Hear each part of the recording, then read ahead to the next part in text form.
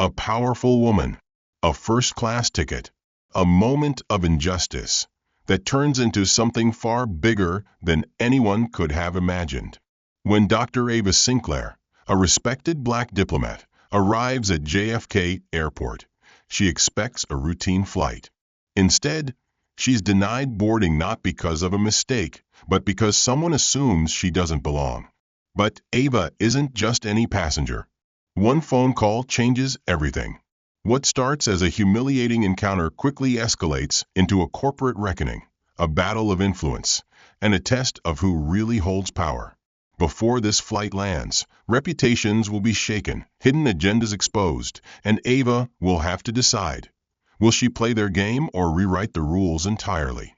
Stay until the end to see just how far this moment takes her. And if you love stories of power, justice, and unexpected twists, hit that subscribe button and turn on notifications so you never miss what happens next. JFK buzzed with its usual chaos, suitcases rolling, flight announcements echoing, travelers rushing.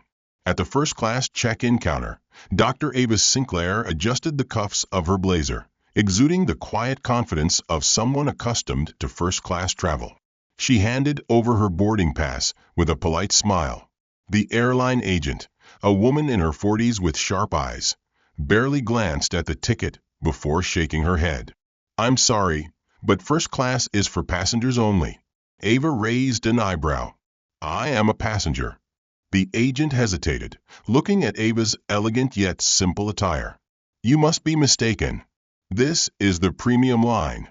Ava's fingers tightened around her passport. "I know exactly where I am." She slid her diplomatic passport across the counter. "Check again." The agent frowned, glancing between the passport and Ava, skepticism still heavy in her expression. Behind her, a tall businessman in a crisp suit chuckled. "She probably found that passport online. Come on, let real first-class passengers through." Ava remained silent. Years of diplomacy had taught her that power didn't need to be shouted. She simply picked up her phone and pressed a number. "Yes, I need immediate assistance at JFK, Gate C12. Her voice was calm, controlled, but something about her tone made the agent's confidence falter. Passengers around them whispered. A security officer approached, hand hovering near his radio. "Is there a problem here?" The agent stiffened. "I believe this woman may be using fraudulent documents." The officer looked at Ava. "Ma'am, I need to verify your ID." Ava exhaled, locking eyes with him. "You're making a mistake." And then the first twist. His radio crackled. A sharp voice commanded, "Let her board. Now." The agent's face drained of color. "Who did you just call?" Ava pocketed her phone. "Someone who makes sure things are done right."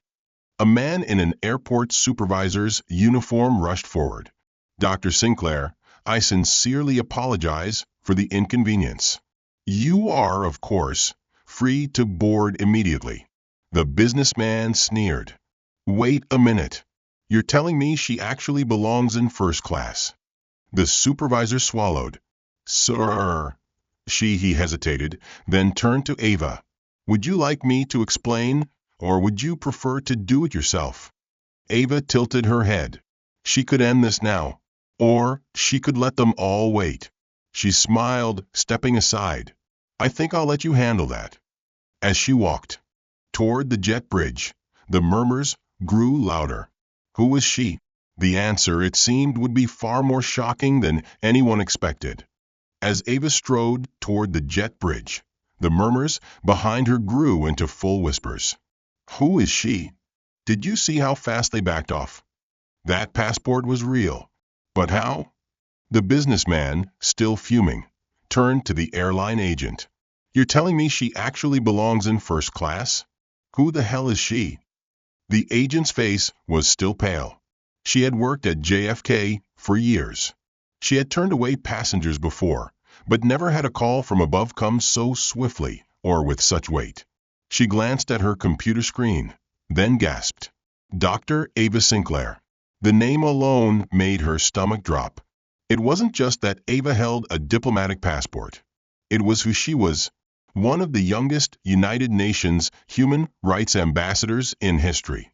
A Harvard-educated lawyer who had negotiated peace treaties and shaped global policy. A guest speaker at the World Economic Forum, shaking hands with presidents and prime ministers. And she had just been humiliated at a first-class check-in counter. The businessman scoffed. What's the big deal? So, she's some political figure? Doesn't mean she before he could finish. A deep voice cut through the tension. She's not some political figure. The entire group turned. Standing behind them was a man in a neatly pressed suit, holding a briefcase, with the U.S. State Department seal embossed on it. He adjusted his glasses, his expression unreadable. She is one of the most powerful diplomats in the world. And you just watched her nearly get denied boarding because someone assumed she didn't belong here. Silence. The businessman shifted uncomfortably.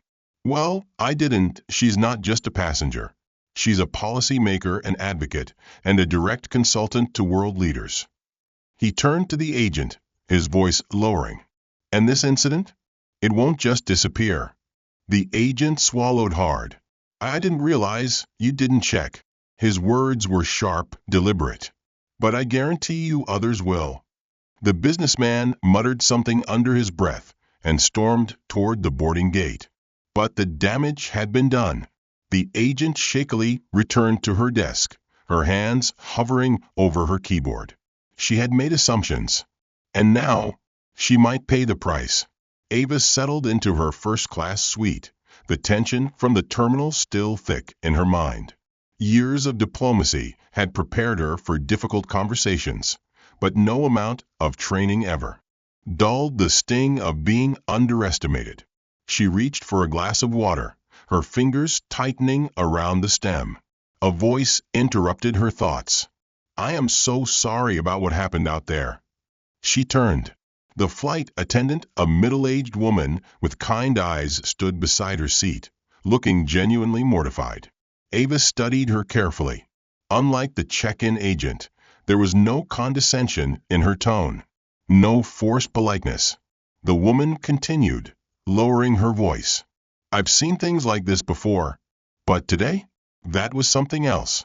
Ava exhaled slowly. It happens more often than you'd think. The attendant hesitated, then nodded. I just wanted to say, I see you, and I wish more people did. Ava's grip on her glass loosened. A flicker of warmth passed through her. She nodded. Thank you. But just as she started to relax, movement near the cockpit caught her eye. The captain had stepped out. But he wasn't just checking on the cabin. He was walking directly toward her seat. Passengers noticed. Whispers started again. Ava raised an eyebrow as he stopped beside her, offering a respectful nod. Dr. Sinclair, he said, his voice steady, on behalf of this airline, I'd like to personally welcome you aboard. It's an honor to have you with us today. The flight attendant's eyes widened. Other first-class passengers looked up from their seats. Ava gave a small smile. I appreciate that, Captain. He hesitated, then added, and I'd also like to apologize for what happened earlier. Ava tilted her head. It wasn't your fault. No, the captain agreed. But it was our airline's. A beat of silence passed between them. Then a vibration.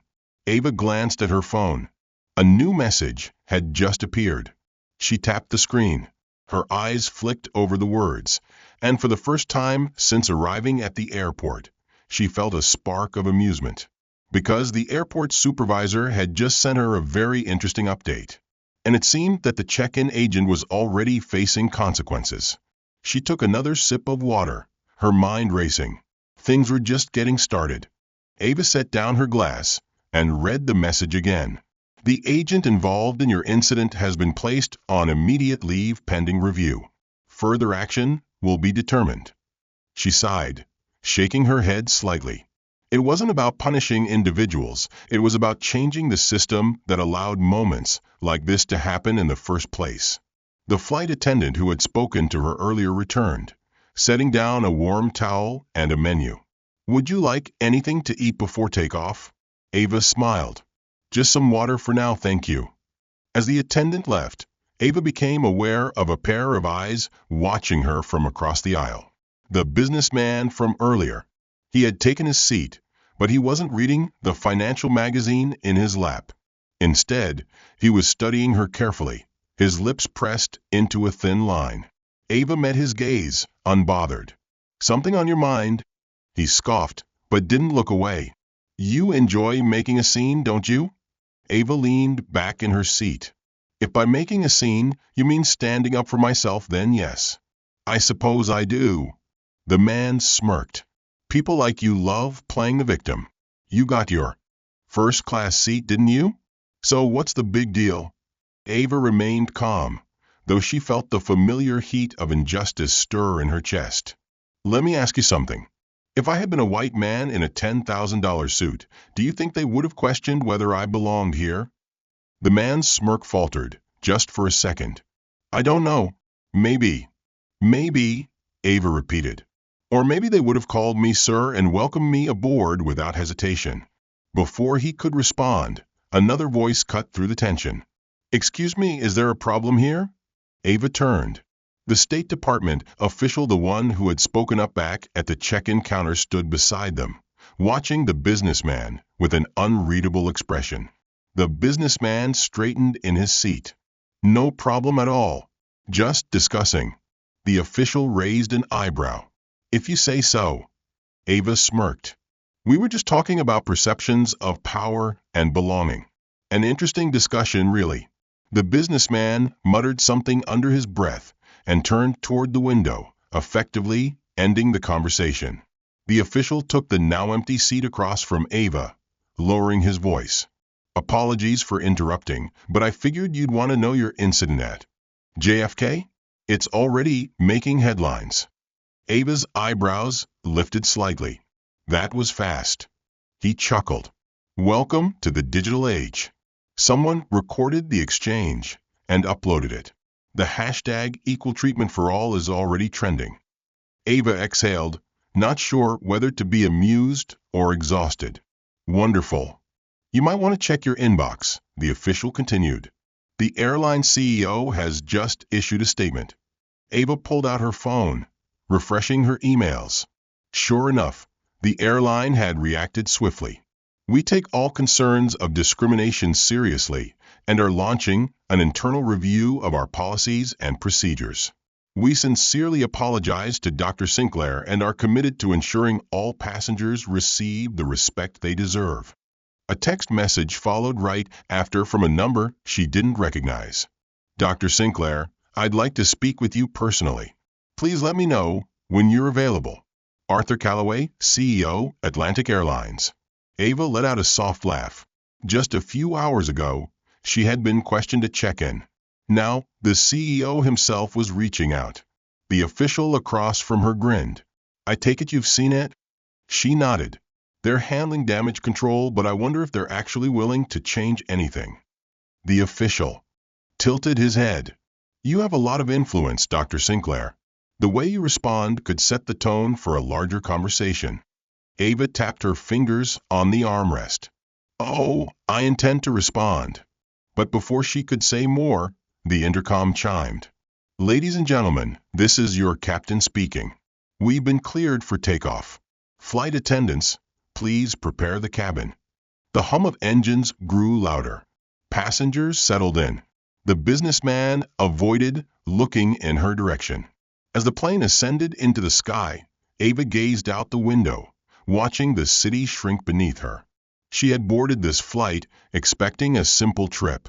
Instead, she had stepped into a moment of reckoning. And she wasn't done yet.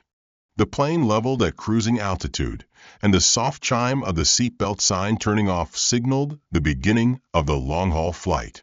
Ava reclined her seat slightly, exhaling as she processed the events of the last hour. The situation at the airport had escalated beyond anything she had anticipated, and now the CEO of Atlantic Airlines himself wanted to speak with her. She glanced at her phone. The message from Arthur Callaway, the CEO, remained unread. She debated whether to reply now or wait. Before she could decide, The State Department official, the man who had stepped in at the airport, leaned slightly toward her. "Mind if I ask you something, Dr. Sinclair?" She turned to him. "Go ahead. Are you planning to respond to the CEO's request?" Ava studied him for a moment.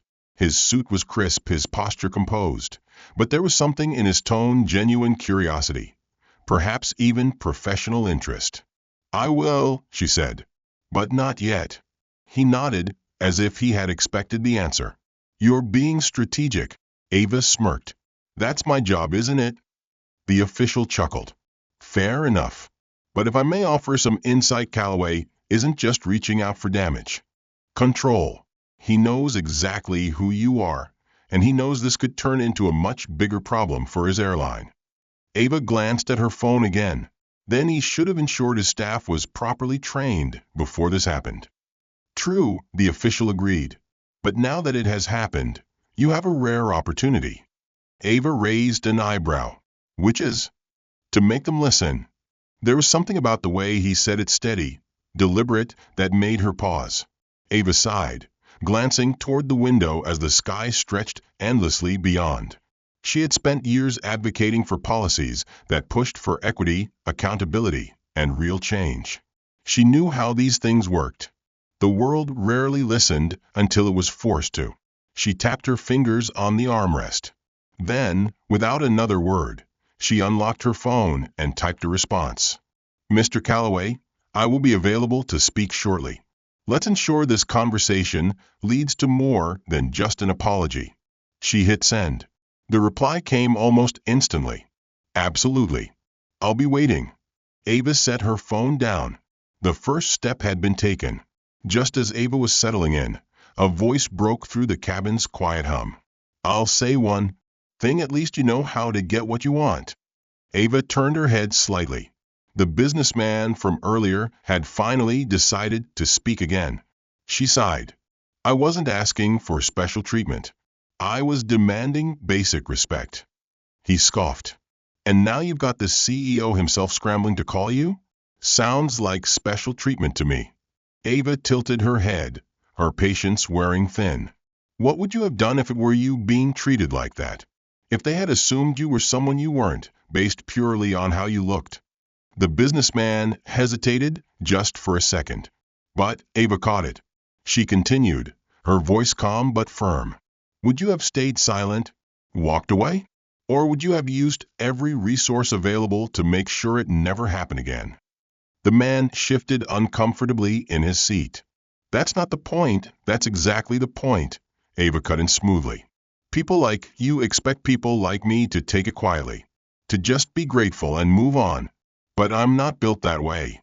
He didn't respond. Ava watched him for a moment, then leaned back, done with the conversation. The businessman turned toward the window. But for the first time since the flight began, he seemed unsettled. Maybe, just maybe, he had started to think. Minutes later, Ava's phone vibrated. Calloway was calling. She answered. "Dr. Sinclair speaking." The voice on the other end was controlled, but tense. "Dr. Sinclair, this is Arthur Calloway. First, let me say that I take full responsibility for what happened today. It was unacceptable." Ava didn't let him off easily. "It wasn't just unacceptable. It was systemic. And you know it." Calloway sighed. "I do. Which is why I want to hear directly from you. What can we do to make this right?" Ava stared straight ahead. There it was, the real question. And she had every intention of answering it. Because this wasn't just about an apology. This was about change. Ava adjusted her posture in the plush first-class seat, holding the phone to her ear. "Mr. Calloway," she said, her tone measured, "if you're asking how to make this disappear, I'm not interested." A brief silence. Then the CEO sighed. "That's not what I'm asking." Ava wasn't convinced. "Then let's be clear. This wasn't just a bad employee making a bad decision. This was systemic bias in action." "I won't argue with that," Calloway admitted. "We failed. And I want to make sure it doesn't happen again." Ava leaned back, eyes scanning the cabin. The businessman from earlier was pretending not to listen, but she could see the way his fingers tapped against the armrest, He was paying attention. Talk is easy, she said. What actions are you prepared to take? Calloway hesitated. We're already reviewing our staff training, Ava cut him off. That's standard PR damage control. Let me guess, a diversity seminar and a new sensitivity training module. Another pause. Ava exhaled. Mr. Calloway, I've seen this pattern before. A public scandal happens. A corporation makes surface-level promises, and a year later, nothing has changed. If you really want to fix this, then let's talk real reform. Calloway's voice dropped slightly. I'm listening. Ava glanced out the window. Clouds stretched endlessly below the aircraft. First, she said, I want a full audit of your hiring and promotion practices. I guarantee that if you pull the data, you'll find that Black employees, especially Black women, are underrepresented in leadership roles. Calloway exhaled. I won't deny it's a possibility. It's more than a possibility, Ava said. It's a pattern in every major industry. And it leads to situations like mine where your own employees don't expect someone who looks like me to belong in first class. She let the words settle before continuing. Second, I want a direct line of accountability for discrimination complaints. Not an HR black hole where issues disappear. Real oversight, real consequences. Calloway was silent for a long moment. Then he said, You're asking for something much bigger than an apology. Yes, Ava said, because change doesn't happen without pressure. Before Calloway could respond, the seatbelt sign lit up. Ladies and gentlemen, the captain's voice came over the intercom. We are experiencing some turbulence. Please remain seated with your seatbelts fastened. The plane jolted slightly, and Ava gripped the armrest out of habit. She could still hear Calloway on the line. Dr. Sinclair? I'm here, she said. A rougher jolt rocked the cabin, and a few passengers let out surprised gasps. The businessman across the aisle stiffened, gripping his seat. Ava remained calm. She had flown through far worse. Mr. Calloway, she continued, you have a decision to make. Do you want this to be just another corporate incident to contain? Or do you want to lead? The turbulence eased. The captain's voice returned. We should be through the rough air shortly. Ava waited. Finally, Calloway spoke. If I agree to these steps, will you work with us? Ava tilted her head slightly. Define work with us. I don't mean a PR campaign, he said. I mean real, structured reform. We bring in experts, develop oversight, and make sure this doesn't just fade away. Ava considered this. For years, she had pushed for systemic change in global policies. Could she now do the same within an airline? She exhaled. If you're serious, I'll consider it. But I'll need to see action first. Calloway didn't hesitate. Give me 1 week. Ava smirked. I'll be watching. She ended the call, setting the phone down. The businessman across from her let out a breath. You really don't back down, do you? Ava turned to him. And why should I? For the first time, he had no response.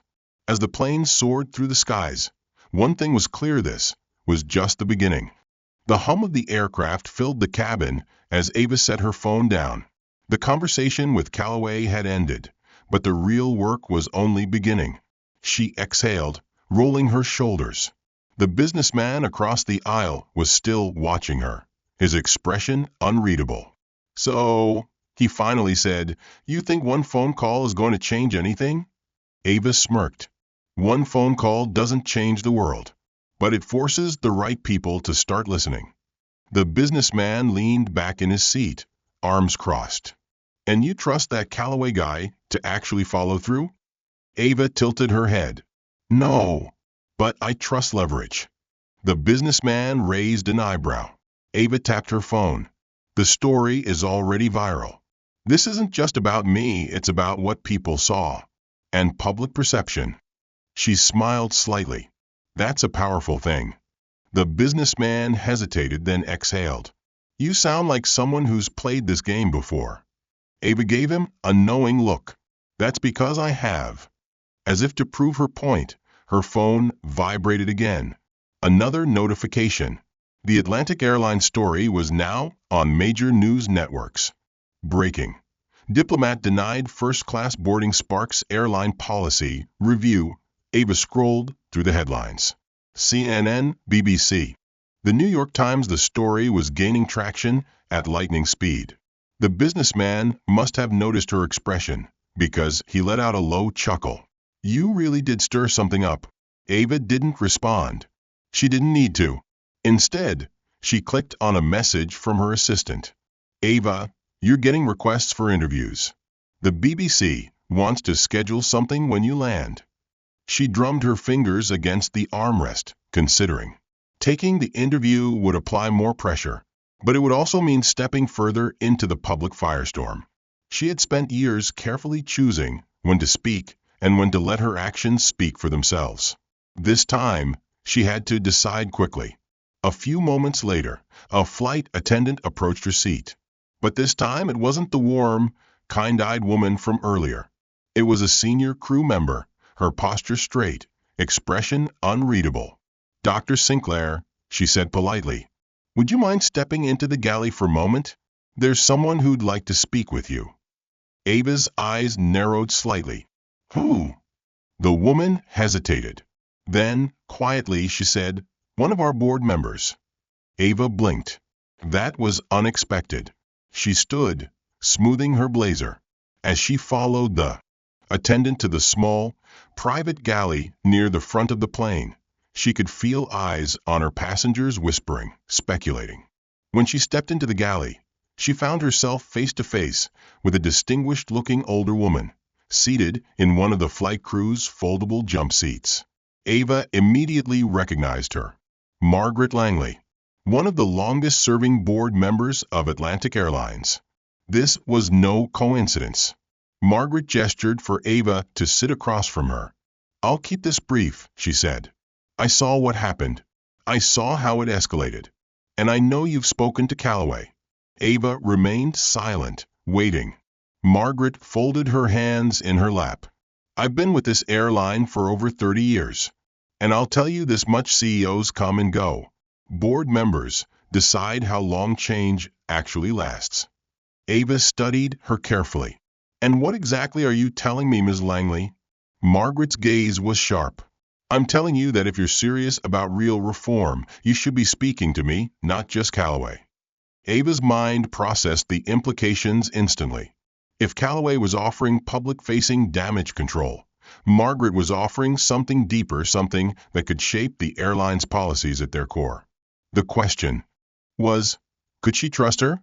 Margaret's expression didn't waver. You know as well as I do that bad press can push a CEO into action. But when the headlines fade, so does the urgency. If you want lasting change, you need someone on the inside. Ava exhaled slowly.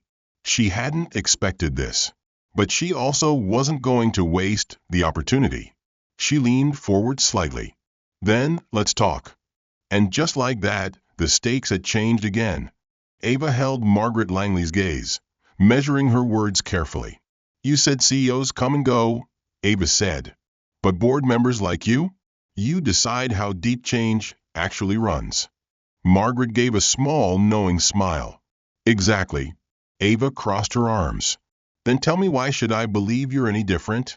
I've seen companies promise change before. They make statements, hold a few meetings, maybe even fire someone. Then, once the public stops paying attention, it's business as usual. Margaret nodded, as if she had expected this response. You're right. I've seen that pattern too. Hell, I've been part of some of those discussions. Ava raised an eyebrow. And now you're suddenly on my side? Margaret exhaled, glancing down at her hands. I'm not going to pretend I've always been the loudest voice in the room for diversity. But what happened today? It wasn't just embarrassing, it was a liability. Ava leaned back slightly. A liability? Margaret met her gaze. Atlantic Airlines is already under scrutiny. Labor disputes, diversity concerns, customer complaints. If this incident spirals out of control, shareholders will demand a shakeup. Ava smirked. And you don't want to be part of that shakeup. Margaret's lips twitched. I prefer to be the one holding the pen, not the one being written about. Ava could respect that level of honesty. So, what exactly are you offering? Margaret straightened. Callaway will make short-term changes, some training programs, a few public-facing initiatives. That's fine. But if you want permanent policy shifts, you need the board's commitment. Ava nodded slowly. And what does that commitment look like? Margaret's voice lowered. A seat at the table. Ava stilled. You mean yes, Margaret said. I want you as an advisory consultant to the airline's executive team. Ava's fingers tapped against the armrest. This was bigger than she had anticipated. A consultant role meant direct influence over policy. It meant she could push for systemic reform, not just empty PR gestures. But it also meant walking into the lion's den. She studied Margaret carefully. And what do you get out of this? Margaret didn't hesitate. A chance to modernize this airline before we get forced to.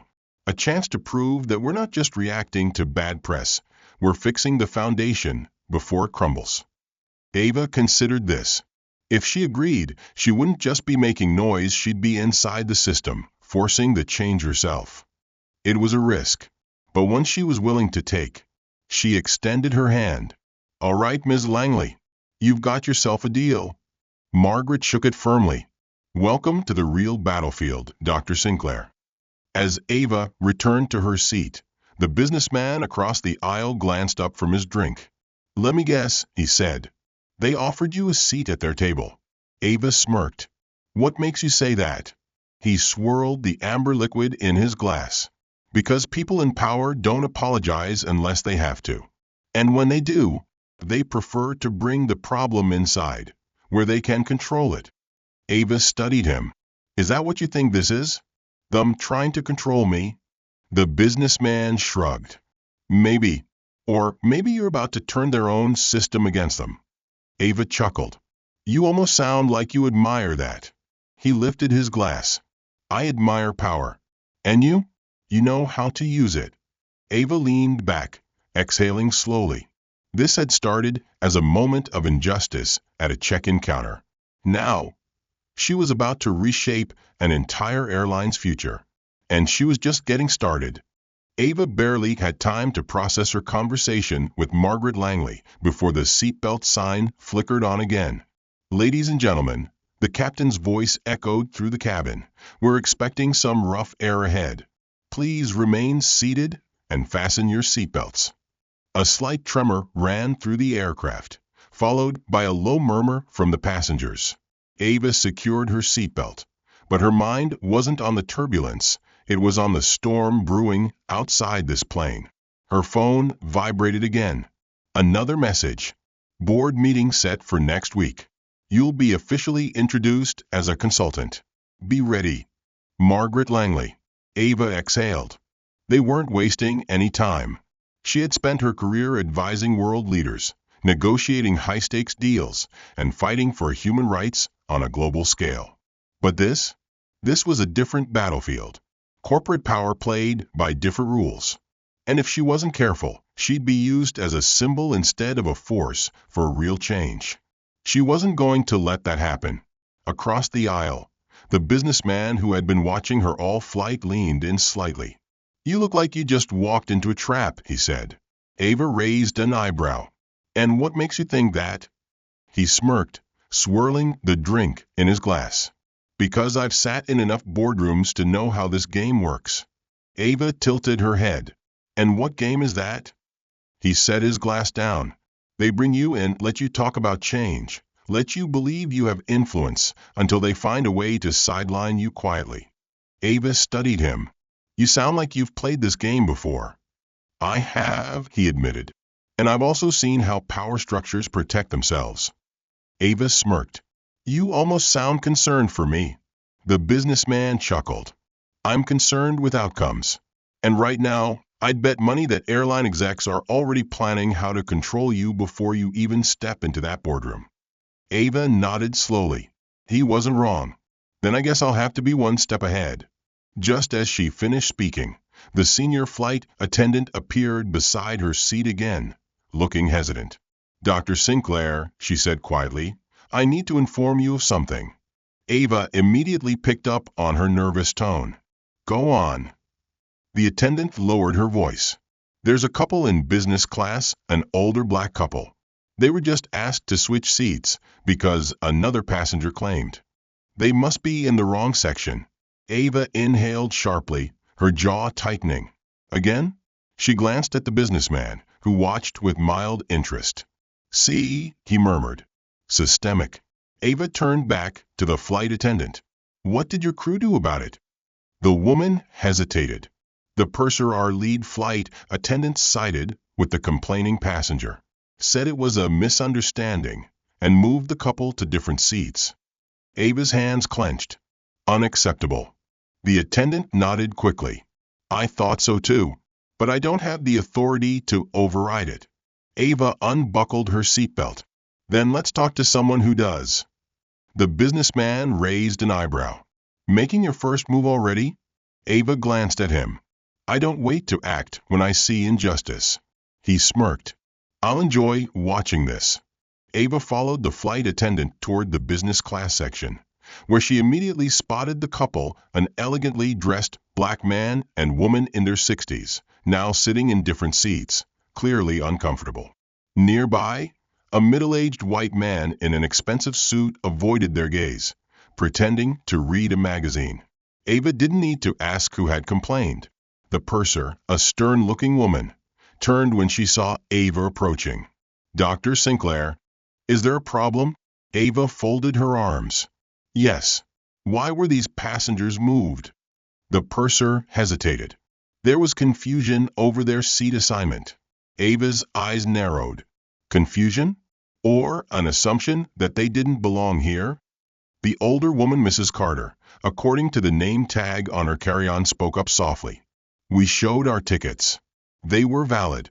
But she," Mrs. Carter glanced at the purser, "said it would be easier if we just took different seats." Ava turned to the purser, her voice cool and firm. "Return them to their original seats. Now." The purser flushed. "I don't have the authority." "Yes, you do," Ava cut in. "And if you don't, I'll be happy to call the airline CEO and let him know that discrimination is still happening on his flights while I'm sitting on this plane." The purser paled. Passengers nearby were watching now, whispering. The businessman from first class had followed, standing at a distance, arms crossed. He looked impressed. A tense moment passed. Then, finally, the purser nodded stiffly. "Of course, Dr. Sinclair." She turned and gestured to the Carters. "Please return to your assigned seats." The relief on their faces was clear. Ava stepped aside, letting them pass. As they settled in, Mrs. Carter gave Ava a grateful smile. "Thank you," she whispered. Ava gave a small nod. "Always." As she turned to head back to first class, the businessman fell into step beside her. "Well," he murmured, "I think you just sent your first message loud and clear." Ava exhaled. This wasn't just about policy meetings and corporate promises. This was about action. And she wasn't waiting for the boardroom to start. Ava returned to her first-class seat, the adrenaline still humming beneath her skin. The businessman followed at a casual pace, still watching her with that same mix of amusement and curiosity. "Interesting approach," he mused as he settled back into his seat. Ava raised an eyebrow. "You mean standing up for basic human dignity?" He smirked. "I mean making a move before you've even signed the contract." Ava shrugged. "Why wait? Change doesn't start in boardrooms. It starts in moments like that." The businessman swirled the ice in his drink. "Fair enough. But you've already made enemies, you know." Ava knew that already. The purser had hesitated before returning the Carters to their seats. That hesitation wasn't just embarrassment, it was fear. Fear of what her superiors would think. Fear that standing up for the right thing might put her own position at risk. And that meant someone somewhere was already seeing Ava as a problem. Good. She checked her phone. Another message from Margaret Langley. "I heard what happened in business class. Well done. But be prepared, some executives will see this as you overstepping before you've even stepped in." Ava exhaled. Predictable. The businessman watched her reaction. Trouble. Already, Ava gave a small smirk. Just the usual resistance to change. He chuckled. Let me give you some free advice. She raised an eyebrow. Oh? And what qualifies you to advise me? For one, he said, setting his glass down, I've been in those rooms. Not the political ones, the corporate ones. And trust me, they're worse. Ava studied him, her instincts sharpening. You're not just some wealthy executive, she said. Who are you? He leaned back, clearly entertained. The better question is, who do you think I am? Ava narrowed her eyes. You're not on the airline's board, Langley would have mentioned you. But you're also not just some bystander. You knew what would happen when I stepped into that meeting. The businessman chuckled. Not bad, Sinclair. You're right, I don't work for the airline. He reached into his jacket pocket, pulled out a sleek business card, and slid it onto her tray table. Ava picked it up. Elliot Grayson, managing partner. Grayson Capital. Ava blinked. Grayson Capital. A private equity firm that had investments in major industries worldwide, including aviation. Which meant, Ava lifted her gaze. Your firm has a stake in Atlantic Airlines. Elliot smiled. We do. Ava exhaled. Now she understood why he had been watching her so closely. He wasn't just a wealthy businessman, he was a power broker. You're not just observing, she said. You're calculating. You're wondering if I'm an asset or a liability. Elliot tilted his head. Let's just say, I admire people who can disrupt a system, but only if they know how to control the chaos they create. Ava leaned forward slightly. And if I don't let anyone control it? Elliot smirked. Then I suppose we'll find out just how far you can push before someone pushes back. Ava studied him, weighing his words.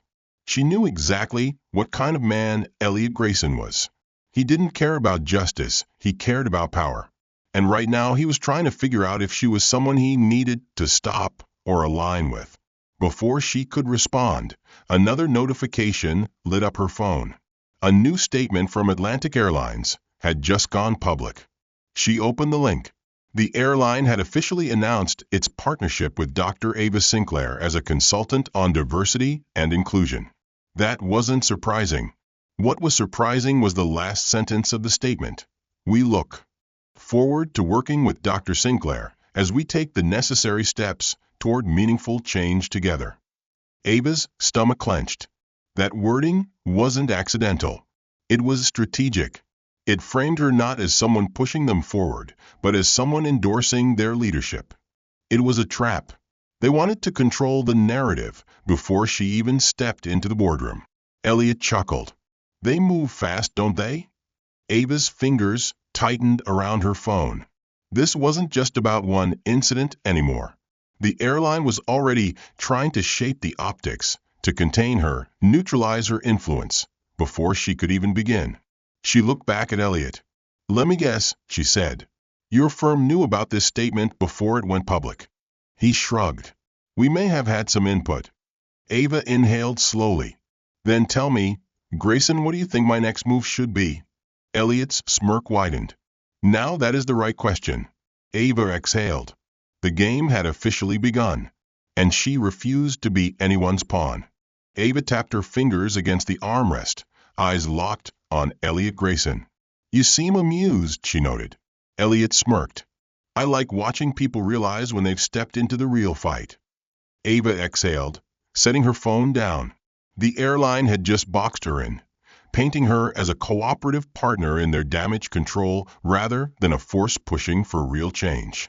And Elliot, a man with direct financial ties to Atlantic Airlines, had been watching her navigate the situation like a predator studying new prey. She met his gaze. Let's cut through the games. Your firm has money in this airline. That means you either want me to fall in line or you want to use me to increase your leverage. Elliot chuckled. You make it sound so transactional. Isn't it? Ava leaned forward. You don't care about equity or justice.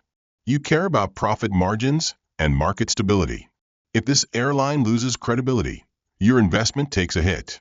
So tell me, Elliot, what exactly do you want from me? Elliot studied her, his smirk fading just slightly. "I want to see if you're as dangerous as they think you are," he said simply. Ava tilted her head. "Who's they?" Elliot shrugged. "Callaway. The board. Other investors. You made your first move before even stepping into the boardroom. That makes you unpredictable." Ava crossed her arms. "And you don't like unpredictable people." "I don't mind them," Elliot corrected. "But I never underestimate them." Ava let his words settle. This was the unspoken reality of power. People like Elliot didn't fight battles.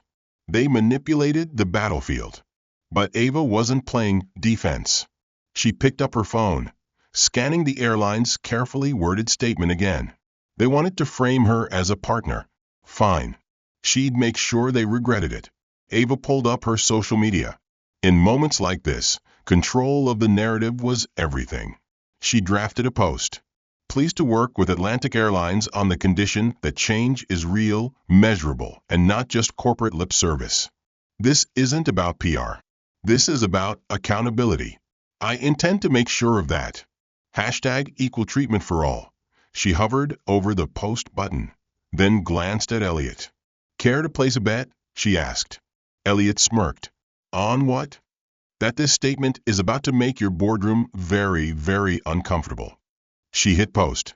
Within seconds, likes and comments flooded in. Retweets. Shares. Elliot checked his own phone. Ava didn't need to see the screen to know that the board members, investors, and executives were already reacting. Elliot let out a low chuckle. "I'll admit, Sinclair, you don't waste time." Ava leaned back, satisfied. "I don't give people the chance to control the story before I do." By the time the plane began its descent, Ava's post had gone viral. Major news outlets had picked it up. Influential voices were weighing in. And more importantly, public pressure had shifted again.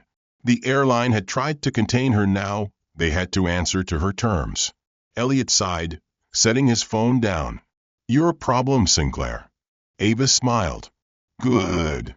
The wheels touched down. The cabin filled with the usual rustling of passengers preparing to disembark. But Ava knew the real turbulence was still ahead. As she gathered her bag, Elliot stood beside her. "Just out of curiosity," he said, "what's your next move?" Ava smirked. "Simple," she said. "I walk into that boardroom and remind them that I'm not here to play along."